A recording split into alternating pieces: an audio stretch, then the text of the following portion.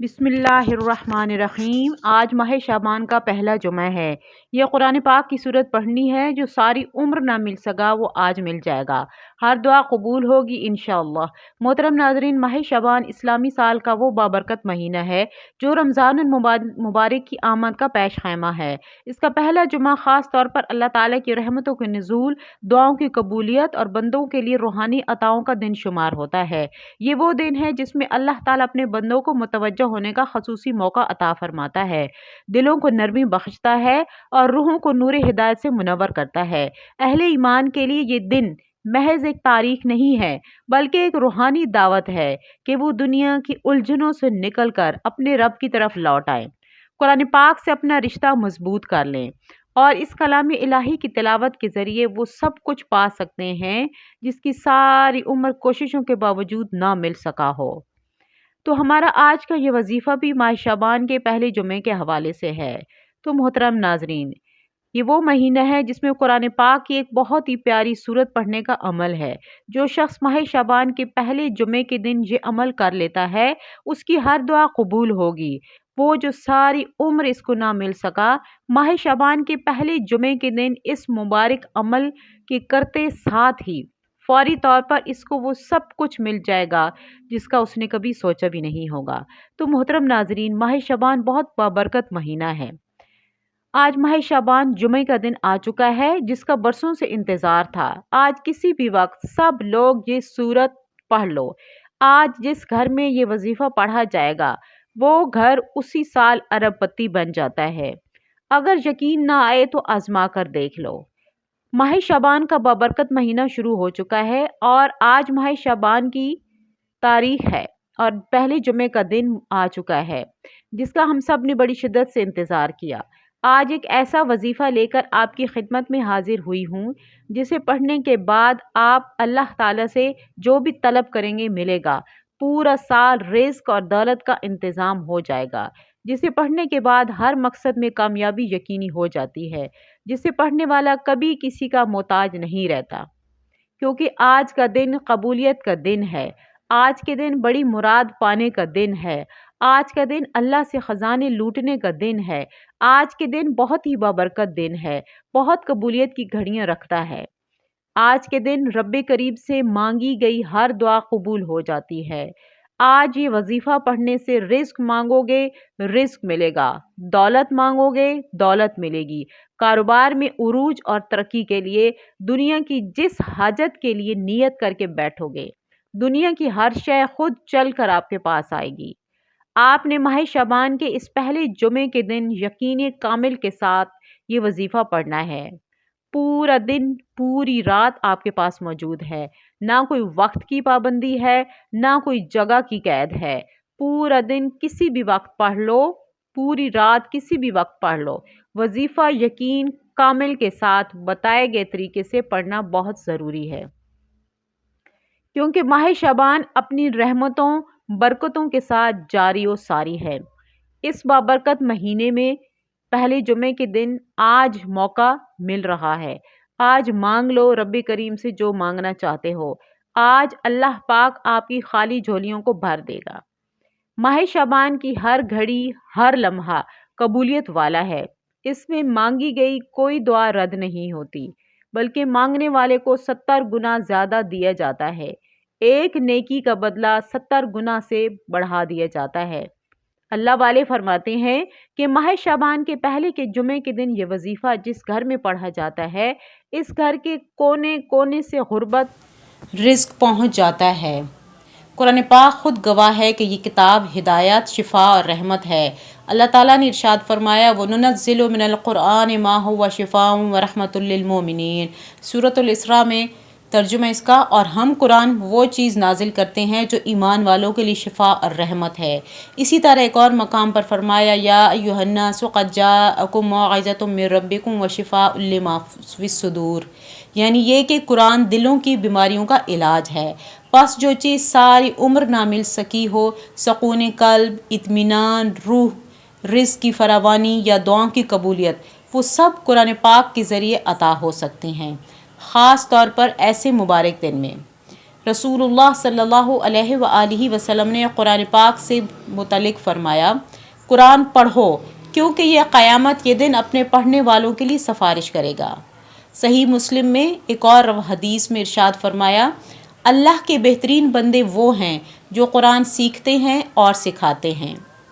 ماہ شعبان کے پہلے جمعہ کو قرآن کی تلاوت کے ساتھ دعا کرنا اس لیے بھی اہم ہے کہ اللہ تعالیٰ خود دعا کی قبولیت کا وعدہ فرماتا ہے۔ وقال ربکم ادعونی استجب لکم، یعنی ترجمہ، اور تمہارا رب فرماتا ہے مجھ سے مانگو، مجھ سے دعا کیا کرو، میں قبول کروں گا۔ ایک اور آیت میں ارشاد فرمایا، وَإِذَا سَأَلَكَ عِبَادِي عَنِّي فَإِنِّي قَرِيب، یعنی اللہ بندوں کے بہت قریب ہے اور پکارنے والے کی پکار سنتا ہے۔ احادیث میں آتا ہے کہ اللہ تعالیٰ شعبان میں اپنے بندوں کی طرف خاص نظر رحمت فرماتا ہے، سوائے ان کے جو کینہ، حسد یا قطع تلقی میں مبتلا ہوں۔ اس لیے آج کا دن دلوں کو صاف کرنے، معافی مانگنے، قرآن کے ذریعے اللہ سے لو لگانے کا دن ہے۔ قرآن کے بارے میں اللہ تعالیٰ فرماتا ہے، یعنی یہ بابرکت کتاب ہے تاکہ لوگ اس میں غور و فکر کریں۔ شعبان کا پہلا جمعہ اسی تدبر اور اسی رجوع اور اسی روحانی بیداری کا دن ہے۔ ماہ شعبان کے پہلے جمعے کا دن محض ایک عنوان نہیں بلکہ ایک الہی وعدہ ہے۔ اگر بندہ اخلاص کے ساتھ قرآن کی تلاوت کرے، دل سے مانگے اور اللہ پر کامل یقین رکھے تو انشاءاللہ وہ سب مل سکتا ہے جو ساری عمر نہ مل سکا۔ یہ دن اللہ کی طرف سے پکار ہے اور خوش نصیبی ہے جو اس پکار پر لبیک کہے۔ ناظرین، اسلامی تاریخ میں یہ بات ثابت ہے کہ رسول اللہ صلی اللہ علیہ وآلہ وسلم شعبان کے آغاز ہی سے اپنی عبادات میں اضافہ فرما دیتے تھے۔ صحابہ بیان کرتے ہیں، جیسے ہی شعبان شروع ہوتا تھا، آپ صلی اللہ علیہ وآلہ وسلم کی نماز، تلاوت قرآن، روزوں اور دعاؤں میں نمایاں اضافہ ہو جاتا۔ حضرت عائشہ فرماتی ہیں کہ میں نے رسول اللہ صلی اللہ علیہ وآلہ وسلم کو شعبان کے مہینے میں جتنے روزے رکھتے دیکھا کسی اور مہینے میں نہیں دیکھا سوائے رمضان کے۔ اہل سیرت لکھتے ہیں کہ شعبان کے پہلے جمعے کو نبی صلی اللہ علیہ وآلہ وسلم خاص طور پر امت کی مغفرت، ہدایت اور آنے والے رمضان کی برکت کے لیے دعا فرمایا کرتے تھے۔ یہ دن گویا روحانی سفر کا پہلا سنگ میل ہوتا تھا۔ اسلامی روایات کے مطابق سالانہ اعمال شعبان میں اللہ تعالیٰ کی بارگاہ میں پیش کیے جاتے ہیں۔ یہی وجہ ہے کہ سلف صالحین شعبان کے شروع میں خصوصاً جمعے کے دن اپنے محاسبے کا آغاز کرتے تھے۔ حضرت اسامہ بن زید سے روایت ہے کہ رسول اللہ صلی اللہ علیہ وآلہ وسلم نے فرمایا، یہ وہ مہینہ ہے جس میں لوگوں کے اعمال رب العالمین کے سامنے پیش کیے جاتے ہیں۔ تاریخی طور پر یہ روایت ہمیں یہ بتاتی ہے کہ شعبان کے پہلے جمعے کو بہت سے صحابہ اور تابعین اپنے پچھلے سال کے اعمال پر غور کرتے، توبہ کرتے اور قرآن سے تعلق مضبوط کرتے تھے تاکہ جب اعمال پیش ہوں تو اللہ کی رحمت شامل حال ہو۔ اسلامی تاریخ کی کتابوں میں آتا ہے کہ صحابہ کرام شعبان کے مہینے کو شہر القرآن، قرآن پڑھنے والوں کا مہینہ کہا کرتے تھے۔ حضرت انس بن مالک کے شاگردوں سے منقول ہے کہ جب شعبان آتا تو صحابہ کرام کی تلاوت میں مشغول ہو جاتے اور بازاروں سے کنارہ کشی اختیار کر لیتے۔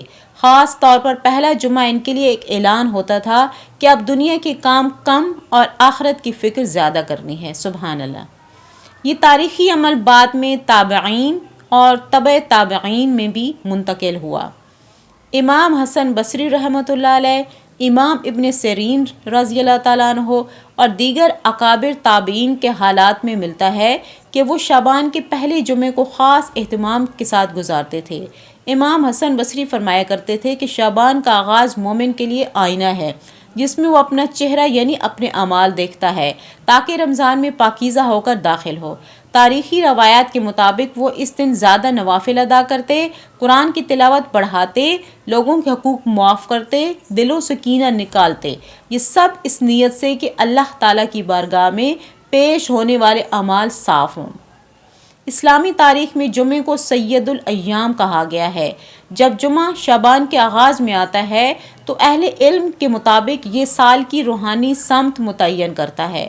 رمضان کی تیاری کا اعلان ہوتا ہے، دعا کی قبولیت کا خاص موقع ملتا ہے۔ قدیم اسلامی معاشروں میں خصوصاً مدینہ، مکہ، بصرہ اور کوفہ میں شعبان کے پہلے جمعے کو مساجد میں طویل خطبات، اجتماعی دعائیں، قرآن کی اجتماعی تلاوت کا اہتمام کیا جاتا تھا۔ جیسا کہ تاریخی آثار سے معلوم ہوتا ہے، سیرت نگاروں نے لکھا ہے کہ رسول اللہ صلی اللہ علیہ وآلہ وسلم جمعے کے دن امت کے لیے خصوصی دعا فرمایا کرتے تھے، اور شعبان میں یہ دعا مزید رقت اور خشوع کے ساتھ ہوتی تھی۔ یہی وجہ ہے کہ اسلامی تاریخ میں یہ دن گناہوں سے واپسی، رزق میں وسعت، بیماریوں سے شفا، دلوں کے سکون کے لیے ایک امید کی علامت بن گیا۔ ان سب سے واضح ہوتا ہے کہ شعبان کا پہلا جمعہ عبادت، رجوع، اصلاح نفس کا بہترین ذریعہ ہے۔ محترم ناظرین، اب عمل کیا ہے؟ آج ماہ شعبان کے پہلا جمعہ کے دن پورا دن، پوری رات آپ کے پاس موجود ہے۔ آپ چاہیں تو نماز فجر کے بعد پڑھ سکتے ہیں، نماز جمعہ کے بعد، نماز عصر، مغرب، عشاء، کسی بھی نماز کے بعد آپ یہ وظیفہ پڑھ سکتے ہیں۔ جب آپ کو وقت ملے تو نماز ادا کر کے آپ نے مصلی پر بیٹھ کر اس کو پڑھ سکتے ہیں، اور ورنہ کسی ایسی سکون والی جگہ پر بیٹھ کر عمل کرنا ہے کہ کوئی آپ سے بات چیت نہ کر سکے۔ آپ نے سب سے پہلے اللہ کے پیارے حبیب صلی اللہ علیہ وآلہ وسلم کی ذات اقدس پر 3 مرتبہ درود پاک پڑھ لینا ہے۔ درود پاک آپ کوئی سا بھی پڑھ سکتے ہیں، مختصر آسان درود صلی اللہ علیہ وآلہ وسلم پڑھ لیں، یا صلی اللہ علی محمد پڑھ لیں، یا پھر آپ نماز والا درود ابراہیمی پڑھ لیں، کیونکہ اس کی فضیلت و برکت بہت زیادہ ہے۔ اس درود پاک کا رتبہ بہت زیادہ ہے، اور روایات میں ہے کہ حضور علیہ الصلاۃ والسلام بھی تمام درودوں میں درود ابراہیمی ہی کو سب سے زیادہ پسند کرتے تھے، سب سے زیادہ محبوب رکھتے تھے۔ تو آپ نے کوشش کرنی ہے کہ درود ابراہیمی ہی پڑھ لیں۔ ایک بار حصول برکت اور ثواب کی نیت سے میرے ساتھ بھی درود ابراہیمی پڑھ لیجئے۔ اللہم صلی علی محمد وعلی آل محمد کما صلیت علی ابراہیم وعلی آل ابراہیم انک حمید مجید۔ اللہم بارک علی محمد وعلی آل محمد کما بارکت علی ابراہیم وعلی آل ابراہیم انک حمید مجید۔ 3 مرتبہ درود پاک پڑھتے ساتھ ہی فوری طور پر آپ نے اپنے مقصد کی، اپنی حاجت کی نیت کرنی ہے۔ آپ نیا گھر چاہتے ہیں تو گھر مانگ لیں، نئی گاڑی خریدنا چاہتے ہیں گاڑی مانگ لیں، من پسند نوکری، من پسند شادی، قرضے سے نجات، میاں بیوی میں تڑپنے والی محبت، دنیا کی بڑی سے بڑی حاجت، بڑے سے بڑے مقصد میں کامیابی کے لیے آپ یہ وظیفہ پڑھ سکتے ہیں۔ آج رب کریم سے تھوڑا سا مانگیے، آج رب کریم سے وہ مانگیے گا جو آپ کو ناممکن لگتا ہے۔ آج آپ کی ہر ناممکن حاجت ممکن میں بدل جائے گی۔ اپنے خاص مقصد کو ذہن میں رکھ کر فوری طور پر آپ نے اعوذ باللہ من الشیطان الرجیم بسم اللہ الرحمن الرحیم پڑھ کر وظیفے کا آغاز کرنا ہے۔ یاد رکھیے گا، تعوذ اور تسمیہ پڑھنے سے تمام شیطانی اثرات ختم ہو جاتے ہیں، اور جس کام کے شروع میں تعوذ اور تسمیہ پڑھ لیا جاتا ہے اس میں برکت ہوتی ہے، اس میں خیر ہوتی ہے، اس میں سلامتی ہوتی ہے۔ جب آپ نے اپنے تمام مقاصد کی نیت کر لی، تعوذ اور تسمیہ پڑھ لیا، تو اب جو وظیفہ آپ نے پڑھنا ہے وہ وظیفہ رب کریم کے ایک صفاتی نام کا وظیفہ ہے۔ وہ صفاتی نام یا فتاحو ہے۔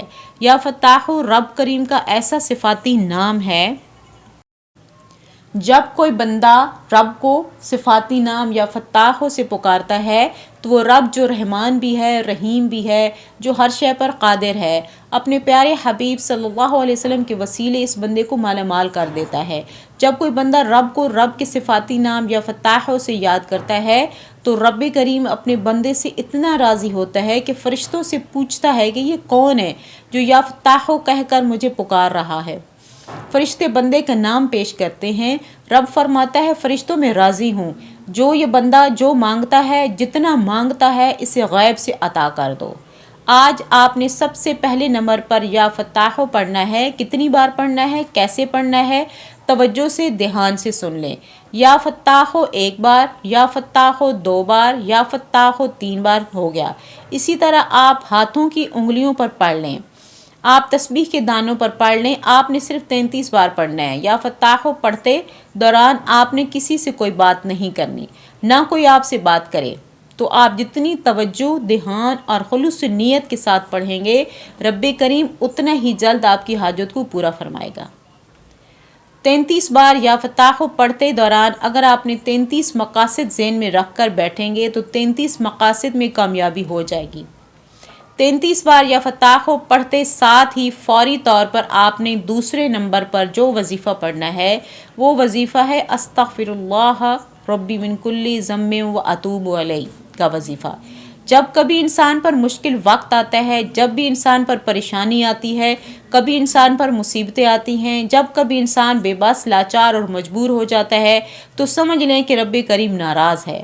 جب آپ پر مشکل وقت آئے، کوشش کریں کہ گھر کے خاموش ہونے میں بیٹھ کر یہ وظیفہ کریں، کیونکہ جس کے گناہوں کی توبہ قبول ہو جاتی ہے وہ ایسے ہو جاتا ہے جیسے ماں کے پیٹ سے ابھی پیدا ہوا ہو، اور جس کے گناہوں کی پکڑ ہو جاتی ہے وہ اپنی پوری کوشش کر لے، وہ کبھی بھی کامیاب نہیں ہو سکتا۔ اسی لیے آج آپ نے دوسرے نمبر پر استغفر اللہ ربی من کل ذنب و اتوب الیہ کو توجہ، دھیان اور خلوص کے ساتھ پڑھنا ہے۔ اس کو بھی آپ نے ہاتھوں کی انگلیوں پر یا تسبیح کے دانوں پر گن کر کم سے کم 100 بار پڑھ لینا ہے۔ اگر آپ کے پاس وقت ہے تو پھر آپ 313 بار پڑھیں، ورنہ آپ نے 100 بار پڑھ کر اپنے گناہوں کی سچی توبہ کرنی ہے۔ جب جب آپ کی زبان سے استغفر اللہ و اتوب الیہ نکل رہا ہو، آپ اپنے گناہوں کی سچی توبہ کرتے چلے جائیں۔ ہر انسان اپنے گناہ کو بہتر جانتا ہے، اس لیے آپ نے اپنے گناہوں کی توبہ کرنی ہے تاکہ گناہوں کی بخشش ہو جائے۔ جب گناہوں کی بخشش ہو جاتی ہے، رب راضی ہو جاتا ہے، اور جب رب راضی ہو جائے تو پھر آسانیاں پیدا فرما دیتا ہے، راستوں سے مشکلات کو ہٹا دیتا ہے، بندشوں کو توڑ دیتا ہے۔ بندہ جس چیز میں ہاتھ ڈالتا ہے وہ سونا ہو جاتی ہے۔ آپ نے 100 بار استغفر اللہ و اتوب الیہ کو بتائے گئے طریقے اور ترتیب کے مطابق پڑھنے کے فوراً بعد تیسرے نمبر پر جو وظیفہ پڑھنا ہے وہ قرآن پاک کی ایک بہت ہی پیاری سورت مبارکہ کا وظیفہ ہے۔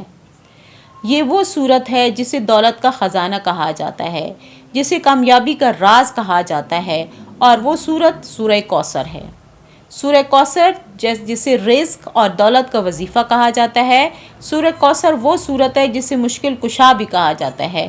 سورہ کوثر جسے پڑھنے والا آج تک کبھی کسی حاجت سے محروم نہیں رہا۔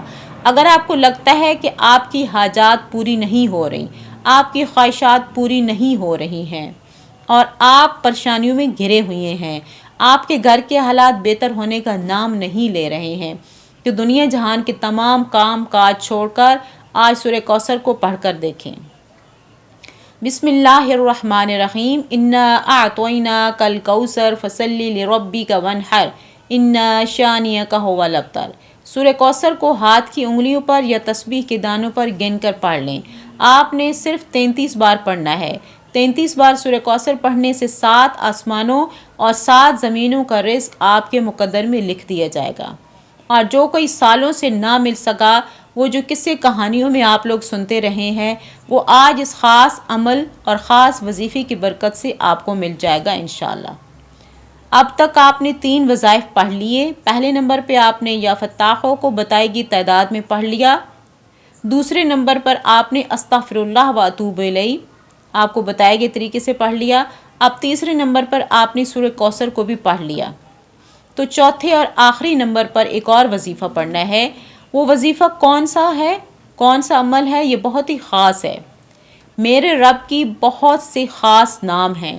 اب آپ نے چوتھے اور آخری نمبر پر اللہ تعالیٰ کے 3 ناموں کا خاص وظیفہ بتائے گی تعداد، ترتیب اور طریقے سے پڑھنا ہے۔ وظیفہ پڑھنے کا کیا طریقہ ہے؟ ایک بات ذہن میں رکھیں کہ یہ وظیفہ توجہ، دھیان اور خلوص نیت کے ساتھ کریں۔ بعض اوقات آپ بہت ساری غلطیاں کر لیتے ہیں، آپ کی نظریں ادھر ادھر چل رہی ہوتی ہیں، دماغ کہیں اور ہو جاتا ہے، خیالات کہیں کہ کہیں چلے جاتے ہیں اور آپ کو پتہ ہی نہیں چلتا کہ کتنی دفعہ پڑھ لیا ہے، آپ وظیفہ کتنی دفعہ پڑھ چکے ہیں۔ اس طریقے سے کچھ بھی نہیں ملے گا۔ آپ نے پوری دھیان کے ساتھ اور توجہ کے ساتھ آپ نے پڑھنا ہے۔ جب آپ وظیفہ پڑھ رہے ہوتے ہیں اس طریقے سے کچھ بھی نہیں ملے گا۔ آپ نے پورے دھیان کے ساتھ اس کو کرنا ہے۔ جتنی زیادہ توجہ ہوگی اتنی زیادہ کامیابیوں سے آپ ہمکنار ہو جائیں گے۔ لہٰذا توجہ، دھیان اور خلوص نیت کے ساتھ اس خاص عمل کو، اس خاص وظیفے کو پڑھیں۔ میرا رب جو آسمانوں کو اٹھائی ہوئی ہے، زمین کو بچھائی ہوئی ہے، وہ آپ کو ضرور نواز دے گا۔ اب آپ نے آخر میں جو وظیفہ پڑھنا ہے وہ وظیفہ ہے یا غنیو، یا رزاقو، یا وہابو۔ آپ نے ان تین ناموں کو ملا کر پڑھنا ہے۔ میرے رب کی ذات بڑی پاکیزہ ہے۔ یا غنیو کا مطلب ہے بہت زیادہ دینے والا، یا رزاقو کا مطلب ہے رزق دینے والا، اور یا وہابو کا مطلب ہے اے مالدار کر دینے والے۔ یعنی آپ اپنے رب العزت سے رزق کثیر اور برکت والا رزق مانگیں گے۔ جب آپ کے پیسوں کی کمی ختم ہو جائے گی پھر باقی تمام معاملات بھی حل ہو جائیں گے۔ لیکن ایک بات ذہن میں رکھیں کہ کامیابی تک پہنچنے کے بعد جو کامیابی کا ہمارا سفر ہوتا ہے اور جب ہم اس کے قریب پہنچ رہے ہوتے ہیں تو تکبر کرنے لگتے ہیں۔ یعنی اگر چند پیسے ہمارے پاس زیادہ ہو گئے ہیں ہم اکڑنے لگ جاتے ہیں، ہم سوچتے ہیں کہ شاید ہماری وجہ سے ہو رہا ہے۔ اور یہ قرآن پاک کی آیت ہے کہ جب تم مصیبت میں پھنستے ہو تو میری طرف ہی لوٹتے ہو اور مجھ سے ہی مانگتے ہو، اور جب میں عطا کر دیتا ہوں تو تم کہتے ہو کہ یہ تمہاری محنت اور دانش مندی کا ثبوت تھا۔ آپ نے یا غنیو، یا وہابو، یا رزاقو ہاتھوں کی انگلیوں پر یا تسبیح کے دانوں پر گن کر صرف 21 بار اللہ تعالیٰ کے ان تین ناموں کو ملا کر پڑھنا ہے۔ یہ وظیفہ پڑھنے کے دوران آپ نے اللہ کریم سے دعا کرنی ہے۔ آپ نے اللہ کریم سے ہاتھ اٹھا کر مانگنا ہے، آنکھوں میں آنسو لیے مانگنا ہے۔ اللہ تو 70 سے زیادہ بندے سے پیار کرتا ہے۔ تو محترم ناظرین، امید ہے کہ آج کی ویڈیو آپ کو پسند آئی ہوگی۔ ویڈیو پسند آئی ہے تو لائک کریں، شیئر کریں، چینل کو سبسکرائب